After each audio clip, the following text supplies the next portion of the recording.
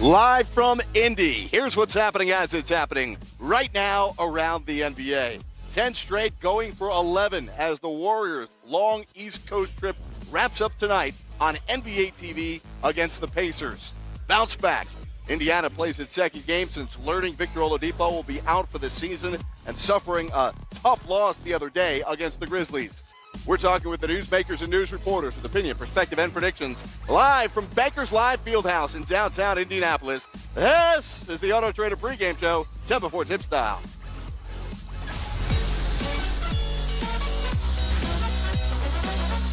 We've taken the show on the road, but we're still the same old 30 minutes you love each and every night, discussing the biggest stories of the day and setting the table for the night in the NBA. Thanks so much for being with us, and we thank the Pacers for having us and this great view live on NBA TV. Well, we will get to the big news of the day and talk plenty of Anthony Davis in a moment. First, want to let you know about what's happening in 30 minutes from now as we welcome you to the world premiere of Game Night Monday right here on NBA TV. Coming up in 30 minutes from now, it's a game broadcast unlike you've ever seen before. We'll have the Warriors and Pacers, a unique view, right here premiering tonight on NBA TV. But as always, as we do on 10 before tip, it is number one. Anthony Davis reps informing the New Orleans Pelicans that not only does Davis not intend to sign the Supermax this summer, Davis has also requested a trade. It's what's happening right now.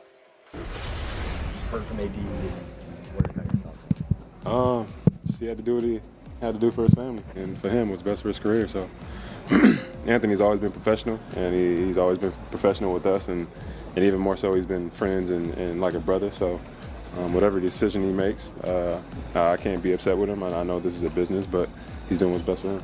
I didn't want to imagine it happening, but you know, I mean, the NBA, you know, the things, you know,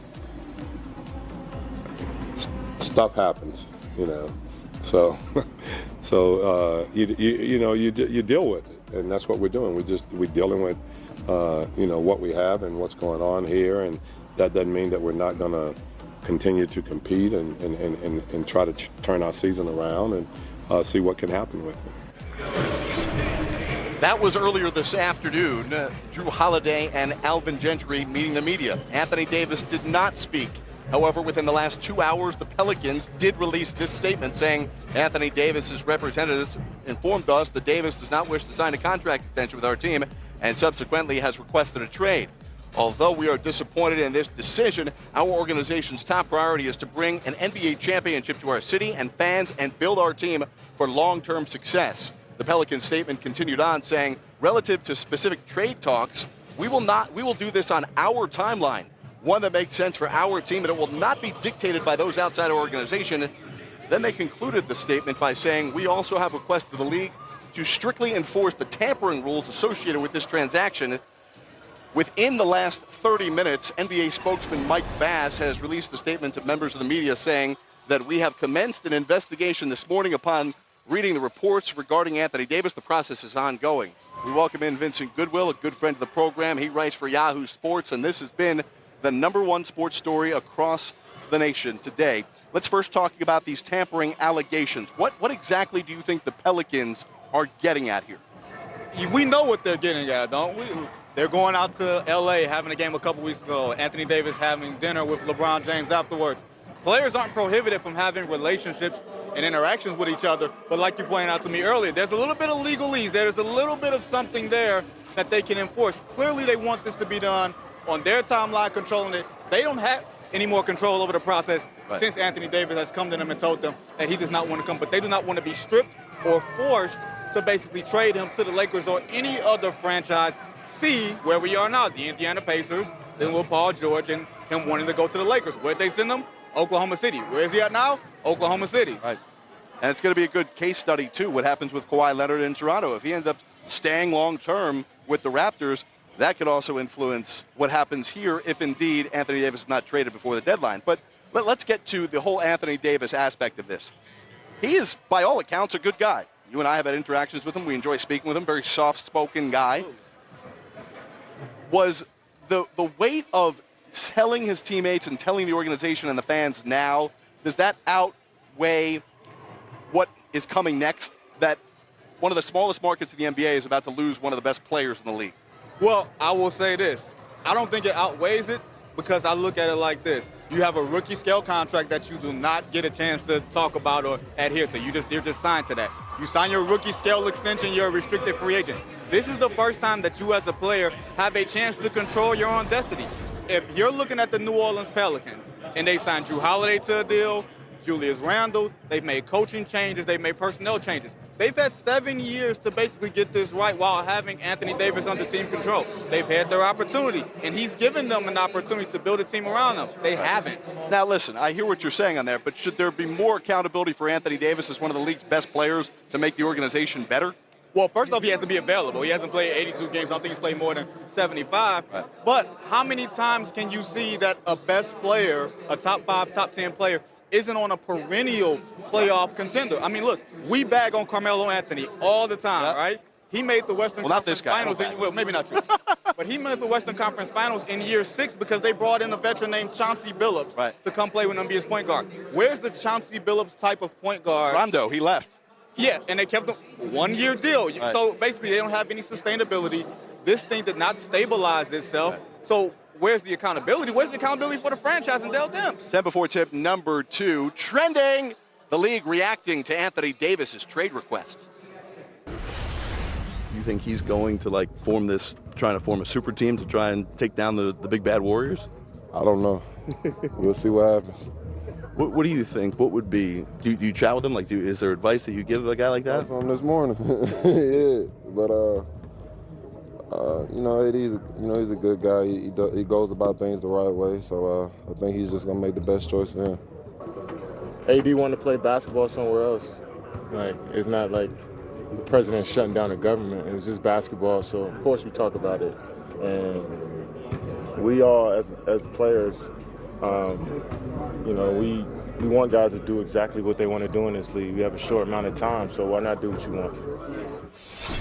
Okay, that was earlier today here at Bankers Life Fieldhouse. Vincent Goodwill, what's it going to take for the Lakers to offer Dell Demps where he says, all right, before next Thursday's trade deadline, here's Anthony Davis? Nothing and everything. That means Josh Hart, Ingram, Kyle Kuzma, the ghost of Kareem Abdul-Jabbar, the ghost of James Worthy, retired banners, everything. You leave nothing to chance because the Lakers screwed the pooch with Paul George. You cannot take the risk of doing this again.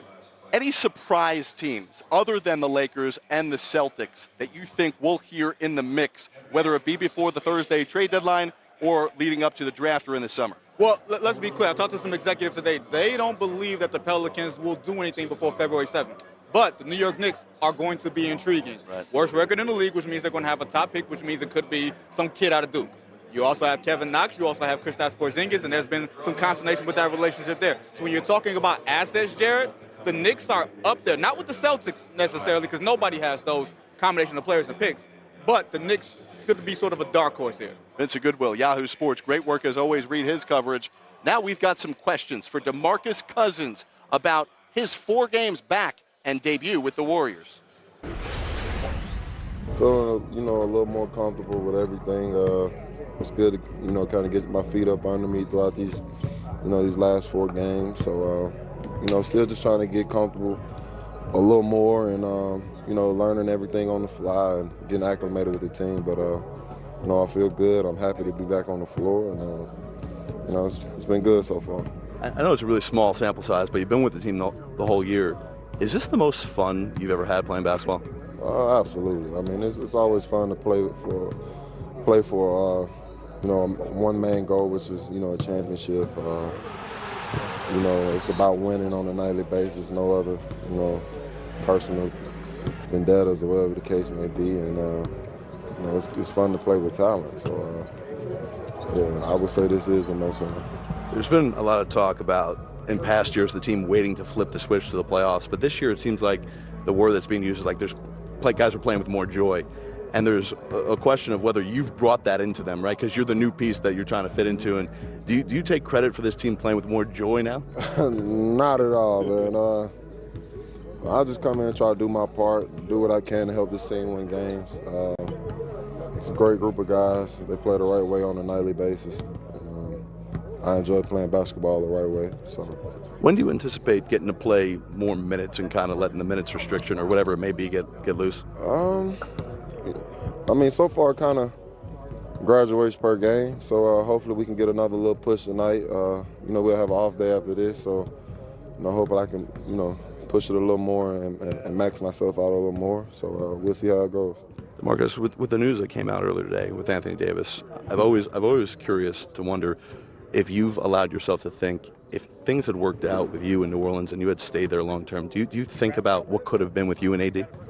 I mean, yeah, I've been on record saying it before. We've talked about it. We talk about it all the time. You know, we feel it could have been something special, but you know, that's the past now, and you know, we're both on the bigger and better things now. So. And now we have answers from DeMarcus Cousins, who will get his 5th start of the season tonight. Warriors and Pacers live at NBA TV, and more live on the Auto Trader pregame next.